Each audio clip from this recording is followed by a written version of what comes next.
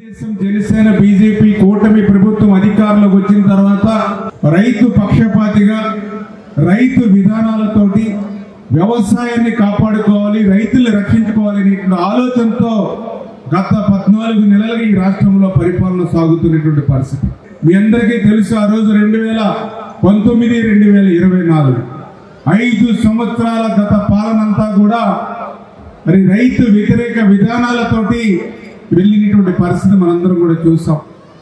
వ్యవసాయ శాఖ 5 సంవత్సరాల్లో మూత పడినటువంటి పరిస్థితి ఆ రోజు మనందరం కూడా చూస్తున్నటువంటి పరిస్థితి.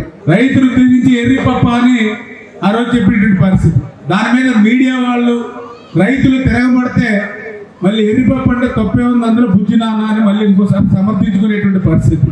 అంటే వాళ్ళ భాష, వాళ్ళ సమర్థించుకునేటువంటి తత్వం, వాళ్ళ దోపిడీ, వాళ్ళ లూటి ఇవన్నీ కూడా చూసాం మనం 5 సంవత్సరాల్లో.